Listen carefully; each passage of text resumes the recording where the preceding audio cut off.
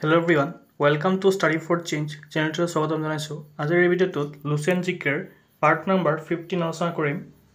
এই গোটেই কেইটা কুৱেশ্যন লুচেন জিকেৰ এই কিতাপখনৰ পৰা লোৱা হৈছে। আহি থকা অসম চৰকাৰৰ বিভিন্ন এক্সামৰ কাৰণে এই কুৱেশ্যন কেইটা ইম্পৰ্টেণ্ট হ'ব। সো ভিডিঅ'টো স্কিপ নকৰাকৈ শেষলৈকে চাব।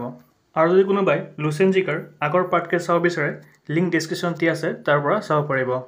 আজিৰ প্ৰথম কুৱেশ্যনটো হৈছে question number 1, Where is the headquarters of SAARC located? SAARCৰ মুখ্য কাৰ্যালয় ক'ত অৱস্থিত? অপশ্যন কেইটা দিয়া আছে ঢাকা, নিউ দিল্লী, কাঠমাণ্ডু, জাকাৰ্টা। ইয়াৰ শুদ্ধ আনচাৰটো হৈছে অপশ্যন নম্বৰ চি, কাঠমাণ্ডু। নেপালৰ কাঠমাণ্ডুত SAARCৰ মুখ্য কাৰ্যালয়খন অৱস্থিত। SAARCৰ ফুল ফৰ্মটো হৈছে South Asia Association for Regional cooperation.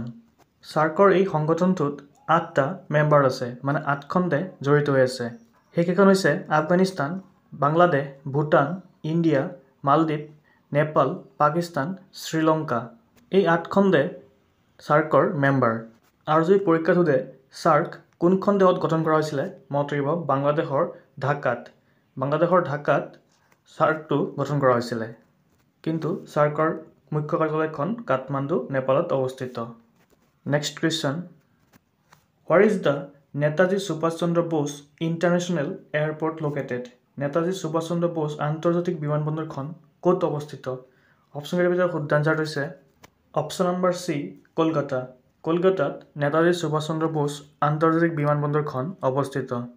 Netaji Subhas Chandra Bose International airport নাম হোৱাৰ আগতে এই এয়াৰপৰ্টটোক দমদম এয়াৰপৰ্ট বুলিও জনা গৈছিলে। মনত ৰাখিব দমদম এয়াৰপৰ্ট বুলিও জনা গৈছিলে। আৰু এইখন কলকাতাত অৱস্থিত। Next question, what is the name of the oldest epic in Hinduism? Hindu ধৰ্মৰ আটাইতকৈ পুৰণি মহাকাব্যখনৰ নাম কি? অপশ্যন দিয়া আছে মহাভাৰত, ৰামায়ণ, মহাভাষ্য, অষ্টাধ্যায়ী। ইয়াৰ শুদ্ধ আনচাৰটো হৈছে option number B, Ramayana. Ramayana হৈছে হিন্দু ধৰ্মৰ আটাইতকৈ পুৰণি মহাকাব্য। ৰামায়ণখন ৰচনা কৰিছিলে বাল্মীকিয়ে। বাল্মীকিয়ে ৰামায়ণখন ৰচনা কৰিছিলে। ৰামায়ণখন অসমীয়ালৈ অনুবাদ কৰিছিলে মাধৱ কন্দলীয়ে। মাধৱ কন্দলীয়ে ৰামায়ণখন অসমীয়ালৈ অনুবাদ কৰিছিল। আৰু যদি সোধে মাধৱ কন্দলীয়ে কিমান শতাব্দীত ৰামায়ণখন অসমীয়ালৈ অনুবাদ কৰিছিলে, তেতিয়া ইয়াৰ এনচাৰটো হ'ব 14 শতিকাত। Next question, When did Mahatma Gandhi start the quit India movement? Mahatma Gandhi কেতিয়া ভাৰত ত্যাগ আন্দোলন আৰম্ভ কৰিছিল? ইয়াৰ অপশ্যনকেইটাৰ শুদ্ধ আনচাৰটো হৈছে অপশ্যন নম্বৰ বি, 1942 চনত মহাত্মা গান্ধীয়ে সবৰমতী আশ্ৰমৰ পৰা 1942 চনত ভাৰত ত্যাগ আন্দোলন আৰম্ভ কৰিছিল। এই ভাৰত ত্যাগ আন্দোলনৰ মূল উদ্দেশ্য আছিলে ব্ৰিটিছ ৰুলক অন্ত পেলাবলৈ। চ' মনত ৰাখিব কুইট ইণ্ডিয়া মুভমেণ্ট 1942 চনত আৰম্ভ হৈছিল। আৰু কোনে আৰম্ভ কৰিছিলে শুনিলে মহাত্মা গান্ধীয়ে আৰম্ভ কৰিছিলে। Next question, who was the shortest serving prime minister in the history of India? ভাৰতৰ ইতিহাসত আটাইতকৈ কম সময়ৰ বাবে কাৰ্যনিৰ্বাহ কৰা প্ৰধানমন্ত্ৰীজনৰ নাম কি আছিল? অপশ্যনকেইটা দিছে ইন্দ্ৰ কুমাৰ গুজৰাল, এইচ ডি দেৱাগৌড়া, মৰাৰী দেশাই, গুলজাৰীলাল নন্দা। ইয়াৰ শুদ্ধ আনচাৰটো হৈছে option number D, Gulzarilal Nanda. তেখেত হৈছে shortest serving prime minister in the history of India. Gulzarilal Nanda হৈছে second prime minister of India. তেখেত জৱাহৰলাল নেহৰুৰ পিছতে তেখেত প্ৰধানমন্ত্ৰী হৈছিল 1964 চনত।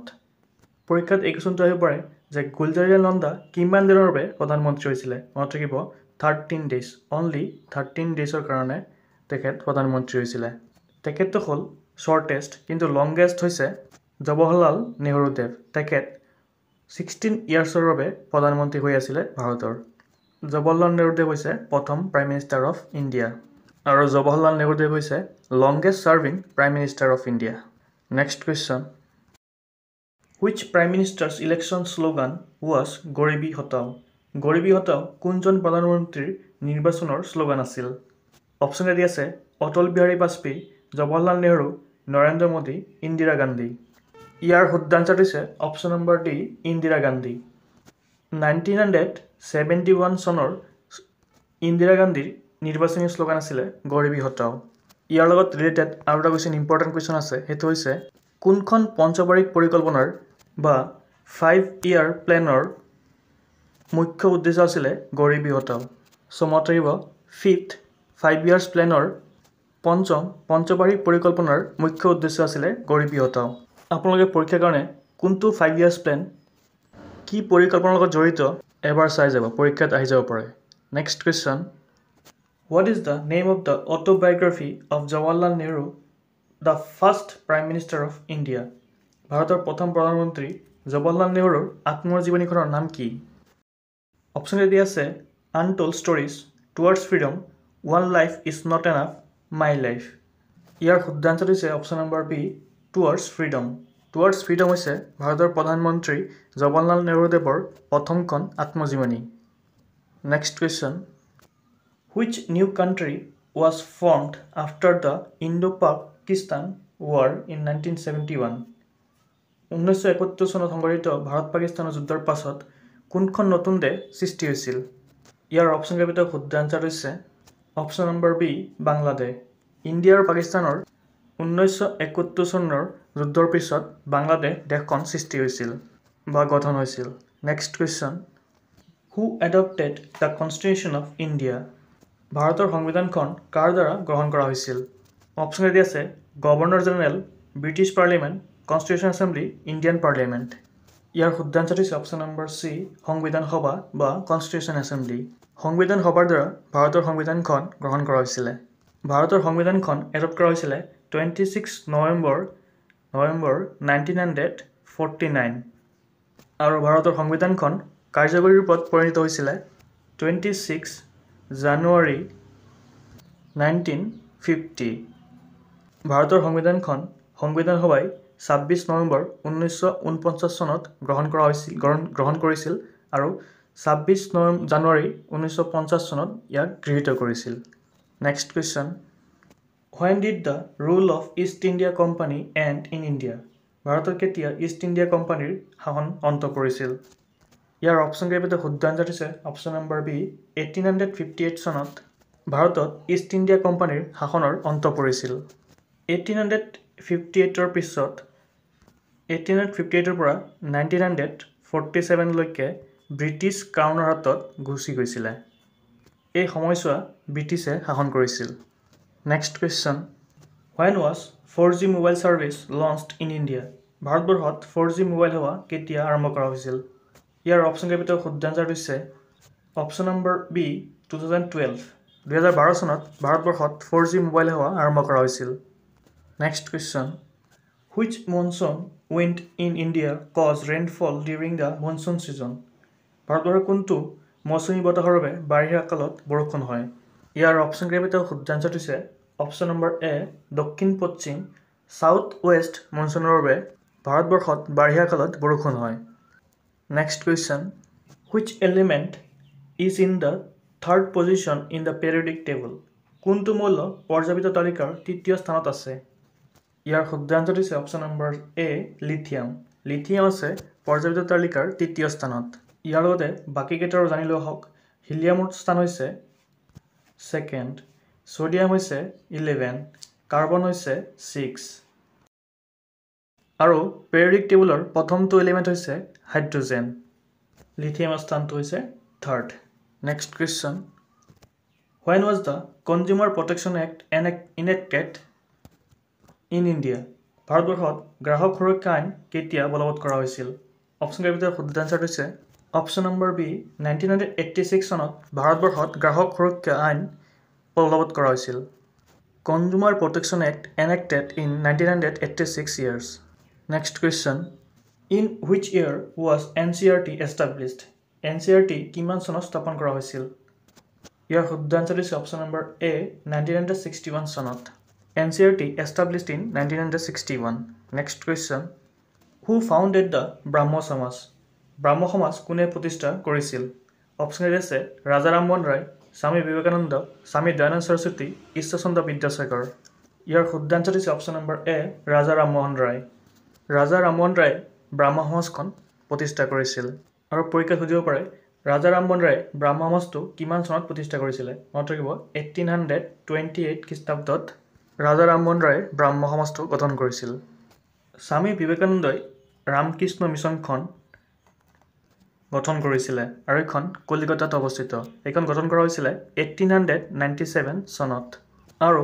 স্বামী দয়ানন্দ সৰস্বতীয়ে এখন সমাজ গঠন কৰিছিলে এইখন হৈছে আৰ্য সমাজখন দয়ানন্দ সৰস্বতীয়ে 1875 চনত গঠন কৰিছিল এই তিনিটা প্ৰতিষ্ঠান বহুত ইম্পৰ্টেণ্ট হয় পৰীক্ষাৰ কাৰণে মনত ৰাখিব স্বামী বিবেকানন্দই ৰামকৃষ্ণ মিছন 1897 চনত আৰু স্বামী দয়ানন্দ সৰস্বতীয়ে আৰ্য সমাজখন 1875 চনত গঠন কৰিছিলে next question which city is called financial capital of India কোনখন চহৰক ভাৰতৰ বিত্তীয় ৰাজধানী বুলিও অভিহিত কৰা হয় ইয়াৰ শুদ্ধ আনসাৰ হৈছে option number C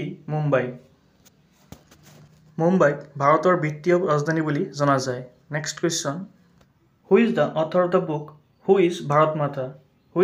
is Bharat Mata নামৰ গ্ৰন্থখনৰ লেখক কোন অপশ্যন আদি আছে কিৰণ দেশাই অমিতাভ ঘোষ পুৰুষোত্তম আগৰৱাল ঝুম্পা লেহাৰী ইয়াৰ শুদ্ধ আনসাৰ হৈছে option number C Purushottam Agarwal তেখেতে হু ইজ ভাৰত মাতা নামৰ গ্ৰন্থখন লিখিছিলে next question what is the name of the state with the largest number of Lok Sabha seat in India ভাৰততকৈ বেছি লোকসভা আসন থকা ৰাজ্যখনৰ নাম কি ইয়াৰ শুদ্ধ আনসাৰ হৈছে অপশ্যন নম্বৰ ডি উত্তৰ প্ৰদেশত আটাইতকৈ বেছি আসন থকা লোকসভা ৰাজ্য উত্তৰ প্ৰদেশত মুঠ 80টা চিট আছে মহাৰাষ্ট্ৰত 48 ৱেষ্ট বেংগল 42 আৰু কৰ্ণাটকাত 28টা আছে আৰু অসমত মুঠ 14টা আসন আছে উত্তৰ প্ৰদেশ হৈছে হায়েষ্ট লোকসভা চিট থকা ৰাজ্য next question what is the name of the highest and longest dam in Assam অসমৰ সৰ্বোচ্চ আৰু আটাইতকৈ দীঘল নদী বান্ধটোৰ নাম কি অপশ্যন আদি আছে Subansiri dam Khangdong dam Umrangso dam Karbi Langpi dam ইয়াৰ শুদ্ধ আনসাৰ হৈছে option number A Subansiri dam হৈছে অসমৰ আটাইতকৈ সৰ্বোচ্চ আৰু আটাইতকৈ দীঘল নদী বান্ধ সোৱণশিৰি ডেমৰ হাইট হৈছে 130 মিটাৰ আৰু লেংথ হৈছে 284 মিটাৰ আৰু এইখন নিৰ্মাণ কৰি থকা হৈছে সোৱণশিৰি নদীৰ ওপৰত কাৰ্বি লাম্পি ডেমটো বৰপানী নদীৰ ওপৰত অৱস্থিত উমৰাংচু নদী বান্ধটো উমৰাংচু নদীৰ ওপৰত অৱস্থিত আৰু খাংডং ডেমটো কপিলি নদীৰ ওপৰত অৱস্থিত এই চাৰিখন ডেম অসমতে অৱস্থিত সো কোনখন ডেম কোনখন নদীৰ ওপৰত আছে এইখন ভালকৈ চাব আজিৰ একেটা কুৱেশ্যন আছিলে যদি ভিডিঅ'টো চাই ভাল লাগিছে প্লিজ লাইক শ্বেয়াৰ আৰু ছাবস্ক্ৰাইব কৰিব থেংক ইউ ফৰ ৱাচিং